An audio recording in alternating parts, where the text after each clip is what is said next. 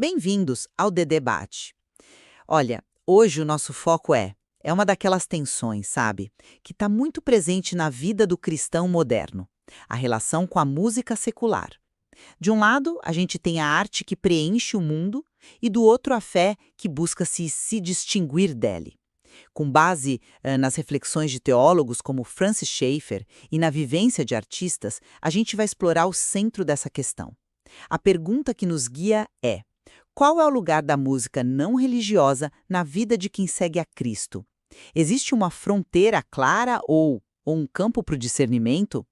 Eu defendo que a arte, em todas as suas formas, é um campo onde Deus pode sim ser glorificado, e que a música é uma profissão legítima, uma expressão da beleza da criação. Certo, já o meu ponto de vista é que a música possui uma essência espiritual que a gente não pode negar e que o envolvimento profundo com a cultura secular representa um risco real à pureza espiritual. Um desvio do foco que a vida cristã exige. A minha posição, ela se baseia na ideia de que a música, antes de tudo, é uma dádiva divina. É um reflexo da criatividade do próprio Criador, distribuída a todos, crentes e não crentes, através do que a teologia chama de graça comum. E esse conceito é fundamental, sabe? Significa que Deus derrama dons sobre toda a humanidade, talento musical, inteligência, habilidade, enfim. Francis Schaeffer combateu muito essa ideia de uma dicotomia entre sagrado e secular. Para ele, o senhorio de Cristo se estende sobre cada centímetro da existência, incluindo a arte. E a gente não precisa procurar muito para ver isso na prática. A própria Bíblia contém o que a gente chamaria de arte secular. O livro de Cantares de Salomão, por exemplo, é uma celebração poética apaixonada do amor humano, não um manual de doutrina. Assim, um músico profissional honra a Deus com a sua excelência. Lutero já dizia que o sapateiro cristão glorifica a Deus não colocando cruzes nos sapatos, mas fazendo o melhor sapato possível. A arte, portanto, não precisa de uma justificativa evangelística para ser válida. Ela se justifica em si mesma, como um eco da beleza do Criador. Eu entendo essa perspectiva de verdade, mas ela me parece perigosamente otimista. Para mim, a questão é mais profunda. A música não é como fazer um sapato. Sapatos cobrem os pés. Música molda a alma. Ela não é neutra. Ela é uma das mais poderosas influências espirituais que existem. A Bíblia é clara em Lucas 6:45. A boca fala do que está cheio o coração. E eu diria que os fones de ouvido enchem o coração, tanto quanto as palavras que a gente lê. Muitas letras, harmonias e a cultura inteira associada a certos gêneros musicais promovem valores que são o exato oposto do reino de Deus: materialismo, hedonismo, niilismo. O chamado bíblico à santidade é um chamado à separação, a não tomar a forma deste mundo. Quando o músico cristão se envolve profissionalmente com música secular, especialmente em ambientes como, bares ou festas, onde o repertório é no mínimo questionável, como que o testemunho não fica comprometido? A fé inevitavelmente esfria. A fonte do louvor a Deus é inesgotável. Por que a gente buscaria inspiração, trabalho ou entretenimento no mundo, correndo o risco de trazer os valores dele para dentro da nossa vida e, pior, para dentro da igreja? Essa preocupação com a santidade é legítima, claro. Mas essa abordagem não nos levaria a um isolamento cultural improdutivo? Vamos começar pela definição. Essa divisão estrita entre música cristã e música secular me parece uma simplificação que não ajuda muito. O que é música secular? É simplesmente música de caráter não explicitamente religioso. E música cristã? Seria só aquela com a letra gospel? Eu acredito que música cristã é toda aquela cujo conteúdo, mesmo que indireto, se alinha aos princípios da palavra. O amor, a justiça, a verdade, a beleza da criação. A banda irlandesa U2, por exemplo, é uma banda secular, mas a canção Fore é uma paráfrase quase literal do Salmo 40. Pela sua lógica, por ter sido feita por uma banda do mundo, essa música estaria numa categoria espiritualmente inferior a um louvor mal feito, com teologia duvidosa, mas que tem o rótulo gospel. A qualidade e a verdade não deveriam ser o critério principal? Mas esse ponto sobre a origem é exatamente onde a nossa discordância se aprofunda. A origem importa, e muito. Você cita o 2 e é um bom exemplo. Sim, a letra pode citar um salmo, mas a gente pode realmente separar a arte do artista e do seu contexto? O estilo de vida, as outras mensagens que essa mesma banda promove, a indústria que financia, tudo isso não acaba por anular ou, no mínimo, relativizar a beleza de uma citação bíblica isolada? Uma obra criada por uma mente não regenerada, por mais bela ou até biblicamente alusiva que pareça, não pode, em sua essência, ter o mesmo propósito de uma música que nasce de um coração quebrantado que deseja genuinamente dar glória a Deus. A linha divisória, para mim, é clara. O que não é sacro é secular. E o secular pertence a este século, a este sistema de valores que, em sua maioria, é materialista e muitas vezes hostil à fé. A fonte de onde a arte brota determina sua natureza, né? Uma laranjeira não pode dar limões. Mas essa lógica, se levada ao extremo, nos paralisaria. Vamos pensar na prática, na profissão do músico. Um baterista cristão que toca numa orquestra sinfônica, executando obras de Beethoven ou Mozart, ele está pecando? E se ele tocar numa banda de baile para sustentar a família tocando os sucessos dos anos 80 em festas de casamento? Seu argumento sobre a mente não regenerada se choca com a própria Escritura. Em Gênesis 4, a Bíblia diz que os inventores dos instrumentos de corda e de sopro foram descendentes diretos de Caim, uma linhagem declaradamente afastada de Deus. Isso nos ensina algo poderoso sobre a graça comum que eu mencionei.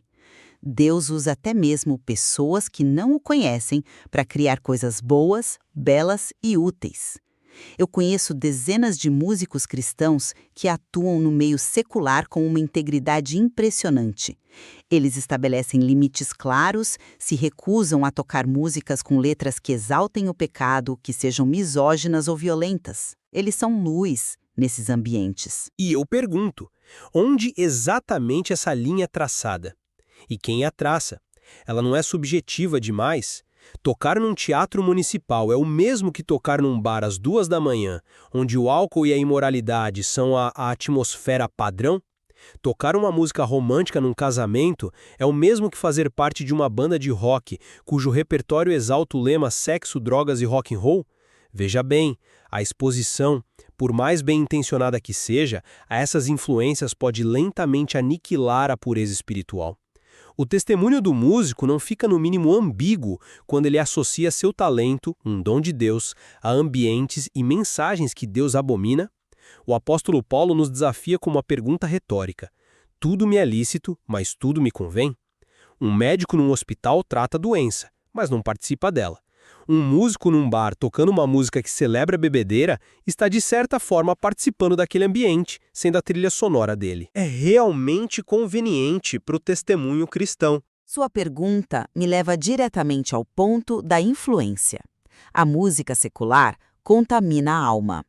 Eu volto ao mesmo apóstolo Paulo e sua brilhante analogia sobre a carne sacrificada aos ídolos. Em Coríntios, havia uma controvérsia enorme. Um cristão poderia comer aquela carne? Paulo responde que o ídolo não é nada e a carne é apenas carne. O problema não estava no objeto em si, mas na consciência e na intenção de quem comia.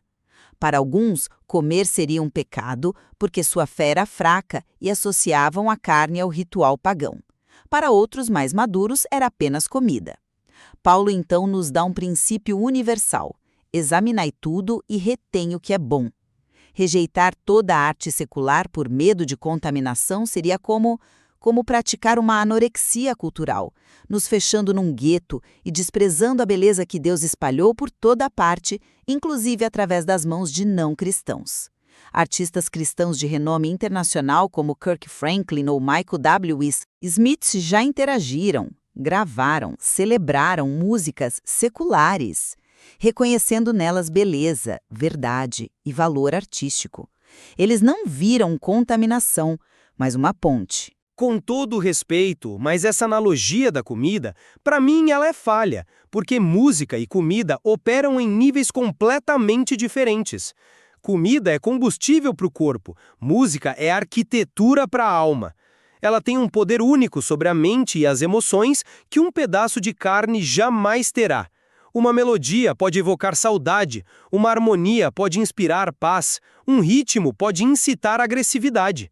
A exposição contínua a uma dieta espiritual baseada em fontes seculares, por mais nobres que algumas pareçam, inevitavelmente vai moldar sua visão de mundo, seus afetos e suas reações para longe de Deus. Não é uma questão de ter a fé fraca ou forte, é uma questão de nutrição. Se você se alimenta constantemente de mensagens de desesperança, luxúria e cinismo, mesmo que embaladas em melodias geniais, como pode esperar que seu espírito floresça? A instrução de Paulo em Filipenses é clara: encher a mente com o que é puro, amável e de boa fama. Não se trata de anorexia cultural, mas de uma escolha consciente por uma nutrição espiritual saudável, que fortalece a fé em vez de colocá-la em teste desnecessariamente todos os dias. No fim, eu reafirmo minha convicção de que a soberania de Cristo se estende sobre toda a cultura e que a beleza é uma linguagem universal de Deus. O desafio para o cristão não é construir um gueto gospel, um bunker isolado do mundo, mas interagir com a cultura com discernimento, sendo sal e luz exatamente onde a escuridão parece mais densa. A própria vida cristã pode ser uma obra de arte que reflete a beleza do Criador em meio a um mundo caído. Negar a beleza onde quer que ela se encontre é, de certa forma, limitar a graça de Deus a um espaço que nós mesmos criamos. A questão fundamental para minha perspectiva não é isso a secular ou sagrado, mas sim, isso reflete algo da verdade, da beleza e da bondade de Deus. Eu posso, com a consciência limpa perante Ele, usar meu dom e minha presença aqui para ser um testemunho de excelência e integridade. Eu concluo reiterando que, embora seja óbvio que nem toda música secular é inerentemente má, o caminho da prudência e da santificação exige uma vigilância constante. A pergunta de Paulo, tudo me é lícito, mas tudo me convém, precisa ecoar na nossa mente. A prioridade de um cristão deve ser sempre aquilo que edifica diretamente e glorifica a Deus, sem ambiguidades. O risco de se conformar com este século, de ter os contornos da nossa alma moldados por ele, é real e constante. A sabedoria não está em testar os limites, mas em manter o coração e a mente focados nas coisas do alto. Por isso, a pergunta que a minha perspectiva exige é: isso me edifica? Isso me aproxima de Deus ou cria uma familiaridade perigosa com valores que a Bíblia condena? Qual é realisticamente o balanço da minha dieta musical e cultural? Ela está fortalecendo ou enfraquecendo minha caminhada com Cristo? Nossa conversa hoje revela essa tensão fundamental que talvez seja o cerne da vida cristã, o chamado ao engajamento cultural versus o chamado à separação do mundo. O equilíbrio entre ser testemunha e não se conformar permanece um desafio, profundamente pessoal, guiado pela consciência de cada um e pela busca sincera de honrar a Deus em todas as áreas da vida.